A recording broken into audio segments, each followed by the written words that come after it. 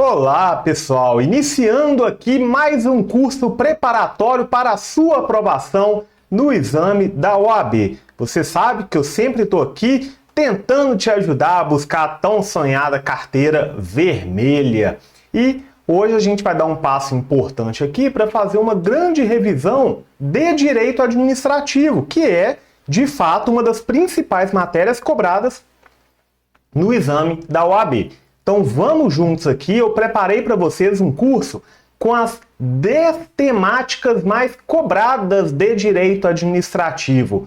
E aqui então a gente vai especificar alguns pontos do edital no que tange ao direito administrativo para a gente focar de forma rápida, direto ao ponto, como de costume, sem enrolação, para que a gente tenha a aprovação no exame da ordem. Como eu sempre falo, vai dar certo, beleza? Eu vou só avisar vocês que várias vezes eu vou estar olhando aqui, ó, para um outro lugar, porque é onde está o meu slide, ok? Então eu uso duas telas aqui, a gravação vem daqui, mas o slide vem daqui, então eu vou estar olhando o slide para falar a aula com vocês, tá? Às vezes, então, por isso não estarei olhando para a câmera. Mas nada que prejudica, né? Porque não precisa nem ficar me vendo muito não, né? Tem que prestar atenção aqui no ouvido e ver o nosso material, o slide, todo o material complementar disponibilizado para vocês. Então, tudo certinho, a gente pode dar início aqui ao nosso curso. Só esqueci uma coisinha, né? Minhas redes sociais, fique à vontade aí para me seguir, para me chamar, tanto no Instagram, no TikTok e no YouTube. No YouTube eu posto vários vídeos lá, não só de direito administrativo. Quem já me acompanha sabe que eu tenho uma formação em outras áreas também, uma formação acadêmica em outras áreas também. Então, tem várias aulas lá de outras temáticas também, ok? E pode ser que você ainda não me conheça, né? Então, como você talvez ainda não me conhece, quero só me apresentar rapidinho aqui antes da gente contextualizar o nosso curso, né? Eu sou advogado, sou professor universitário, já estou em sala de aula aí, né, com as minhas turmas, sem contar o tempo de substituição, de monitoria, de estagiário docente do mestrado, né? Eu estou em sala de aula aí desde 2017. Desde 2017 eu estou em sala de aula com as minhas turmas. Já passei aí, né, pela Newton Paiva, pelo Pitágoras Betim, Pitágoras Contagem, Isabela Hendricks, PUC, São Gabriel, Praz, Coração Eucarístico, né, pós-graduação no Instituto Eupídio Donizete, no CAD, na Pós-ESA, enfim, já passei aí por vários lugares, talvez você me conheça de um deles. E se não, né, é uma honra ter você aqui também. Sou doutor em Direito Privado, mestre em Direito Empresarial e especialista em Administrativo e Constitucional pela FEAD. Talvez você pode estar se perguntando, Wallace, mas por que você está aqui dando um curso de administrativo para a gente, sendo que sua formação de mestrado e doutorado é no direito privado? Bom, eu acabei enveredando para essa área depois que eu formei, mas até o momento que eu formei, minha área de formação era mais no direito público, eu tive mais oportunidades no direito público. E eu fui estagiário e advogado, né, quando eu formei, fui contratado em um escritório especializado em direito administrativo. Então, no meu contexto, né, de formatura e pós-formatura, eu advogava em direito administrativo. E, inclusive, foi a minha primeira disciplina como professor. Lá no Instituto Eupídio Donizete, né, que era vinculado à FEAD, na época, eu dava aula em preparatórios voltados, né, para o direito administrativo. Olha que interessante, então, né? Eu ficava muito como constitucional administrativo. Posteriormente, por conta do mestrado em empresarial, eu acabei indo mais para o privado, mas nunca larguei as aulas de administrativo. Então, sempre voltado aí com o administrativo para a preparação para a prova do exame da OAB, ok? Então, por isso que vocês podem encontrar aí uma coisinha ou outra minha em áreas mais diferentes, é porque eu fiz uma mudança assim no acadêmico, né? Eu sempre gostei muito de trabalhar com recursos financeiros, mobilização de riquezas, e isso eu encontrava muito no empresarial.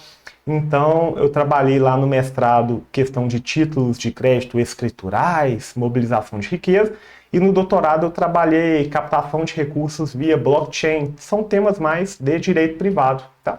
Então, por isso que vocês me encontram nessas duas áreas. Certinho. Mas se você quiser me conhecer mais, saber minhas publicações, meus cursos, tudo, entra lá no meu site, tá? Deixa eu só colocar aqui para grifar. Meu site está aqui na tela de vocês, ó, wallacesouza.adv.br. Vai ser uma honra vocês entrarem lá para me conhecer um pouquinho mais. Tudo certo? A gente pode efetivamente começar. E começamos pelo começo. Quais disciplinas, aliás, quais conteúdos serão escolhidos para o nosso curso? Eu falei para vocês que eu vou escolher 10 temáticas aqui, tá? 10 temáticas aqui. Então a gente vai iniciar com a organização da administração pública. E quando eu falo de organização da administração pública, eu estou falando, gente, principalmente dos artigos 37 a 41 da Constituição. A gente pode falar também do artigo 173 da Constituição, o Decreto-Lei 267. A gente está falando da divisão da administração pública em administração direta, União, Estado, DF, município, e da administração indireta, autarquias, fundações, estatais. Então a gente vai fazer esse estudo aqui dentro da organização da administração pública, que pode ocorrer, por exemplo, uma desconcentração, que é uma repartição interna, uma descentralização, que é a criação de uma pessoa jurídica para a realização da atividade. Enfim, a gente vai variar nesse aspecto aí. A próxima temática que a gente vai falar é a temática dos serviços públicos. E aqui vai ser leitura obrigatória para vocês o artigo 175 da Constituição, tá? 175 da Constituição. Além disso, eu recomendo também a Lei 8987, de 95. Outra temática importante que a gente tem aí é a temática dos agentes públicos. E aqui, quando eu falo de agente público, pessoal, tem uma lei aqui que é obrigatória. Sempre cai, tá? Que é a Lei 8.112, tá? 8.112 de 90, além do artigo 37 da Constituição. Tem que ler em conjunto. O artigo 37, assim, é mais do que obrigatório. É muito obrigatória a leitura, né? E a Lei 8.112 também se torna muito importante. Além disso, a intervenção estatal na propriedade é uma temática recorrente também.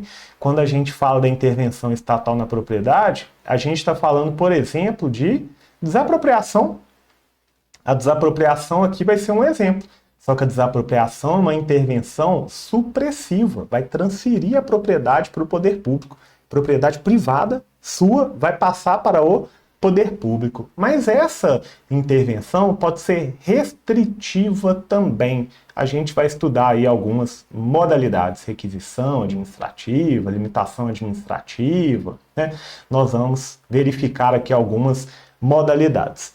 Próxima temática, poderes da administração. Isso aqui também é bem interessante. Quando a gente fala dos poderes da administração, a gente está falando do poder disciplinar, do poder regulamentar, do poder hierárquico e do principal, para mim, para fins de prova, né? Todos são importantes, obviamente, mas para fins de prova a gente destaca o poder de polícia.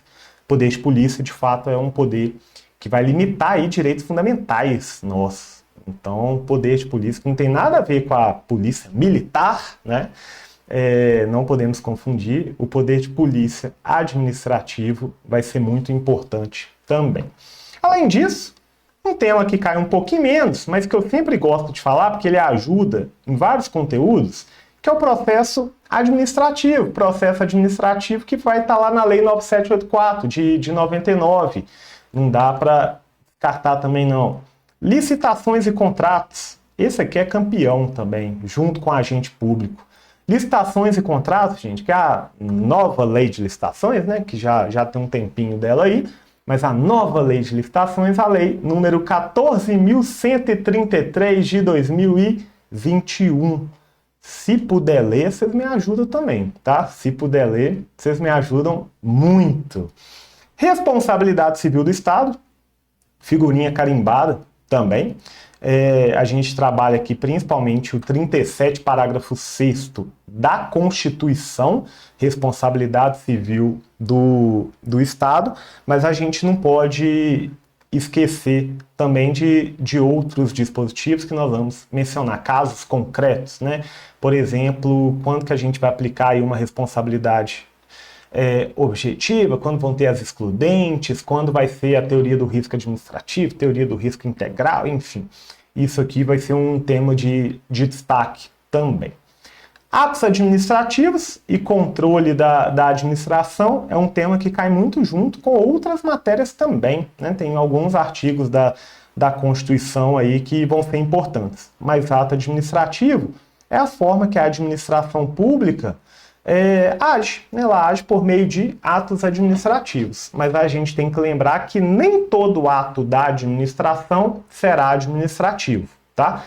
Ato administrativo é aquele que vai adotar o regime jurídico de direito público, que vai utilizar o poder de império aí, né, de submissão, enfim. Vamos trabalhar isso lá na frente. Controle da administração, a questão da revogação, no caso de conveniência e oportunidade, a questão de anulação, no caso de uma ilegalidade, está dentro aí de controle da administração. E por fim, nossa 10ª temática, improbidade administrativa. Quando a gente fala de improbidade administrativa, é a Lei 8429 de 92. Mas lembrar que a lei é de 92, mas tivemos alterações importantes nos últimos anos. E isso costuma cair, tá? Principalmente as alterações. Nas últimas provas que eu vi, o que caiu foi aspecto que mudou com uma reforma que teve nos últimos anos. Aí, beleza, gente. Essas serão as 10 temáticas que nós vamos trabalhar aqui como uma forma de revisão, ok? Então, mas antes de entrar nelas, eu vou querer fazer uma breve contextualização. Mas isso eu vou deixar para o nosso próximo bloco. Já deixando um alerta para vocês, pessoal, que eu nunca vou postergar aqui nos blocos, porque eu entendo que blocos curtos a gente aprende mais. Blocos de 1 hora, 1h30, a gente desanima, dispersa. Aqui não, ó, aqui nós temos quase 13 minutos, nós conseguimos focar, beleza? Então já te convido aí a clicar no próximo bloco para a gente fazer a contextualização, tá ótimo? Então, bora lá que vai dar certo!